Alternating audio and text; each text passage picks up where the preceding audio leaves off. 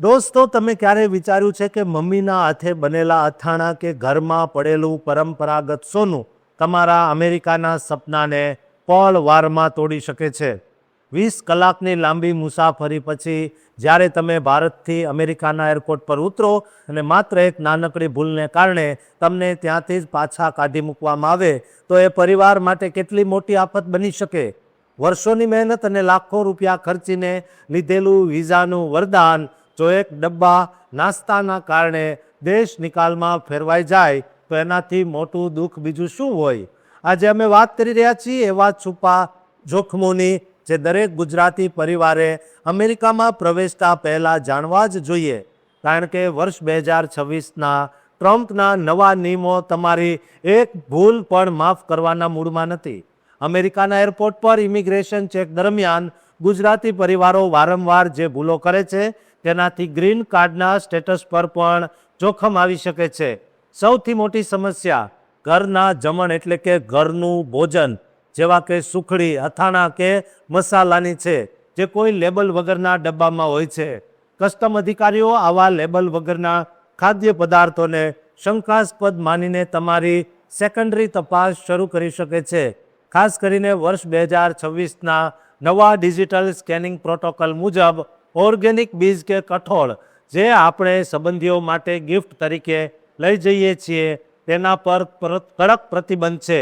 જો તમે કસ્ટમ ફોર્મમાં આ વસ્તુઓ જાહેર નથી કરતા તો તમારે મોટા દંડનો સામનો કરવો પડી શકે.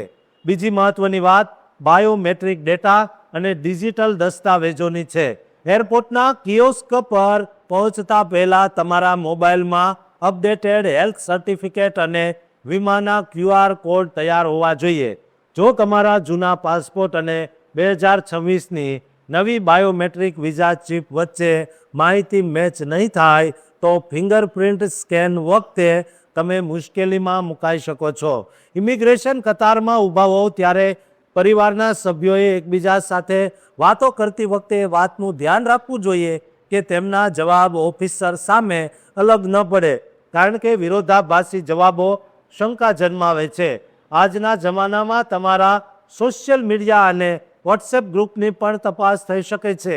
જો તમારા ફોનમાં અમેરિકાના કાયમી વસવાટ કરવાના પ્લાન અથવા જોબ સર્ચને લગતી ચેટ્સ મળી આવશે તો તમારા વિઝિટર વિઝા પણ રદ થઈ શકે છે.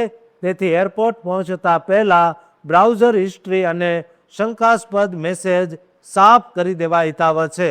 વડીલો માટે ખાસ સલાહ છે, જો તમને અંગ્રેજીમાં સમજ ન પડે તો તેમણે ગભરાઈને ખોટા જવાબ આપવાના બદલે સત્તાવાર ટ્રાન્સલેટરની મદદ લેવી જોઈએ.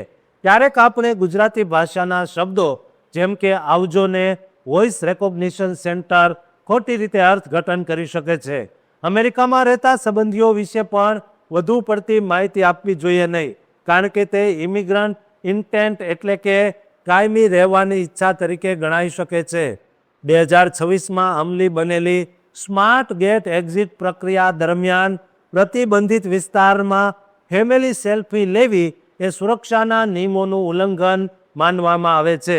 આ સિવાય તમારી પાસે રહેલી રોકડ રકમની મર્યાદાનું પણ ધ્યાન રાખવું જોઈએ, જેથી ફંડ જપ્ત ન થઈ જાય. જો તમને ક્યારેય રૂમ નંબર 2માં પૂછપરછ માટે બોલાવવામાં આવે તો પણ શાંત રહીને નમ્રતાથી જવાબ આપવા જોઈએ.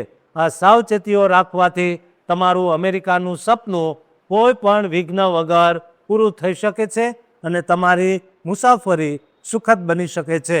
દોસ્તો, અમેરિકા જતા કે આવતા તમામ દોસ્તો, મિત્રો, વડીલો કે સંબંધીઓને આ વિડીયો શેર કરજો અને આ ચેનલને જરૂર સબસ્ક્રાઈબ કરજો.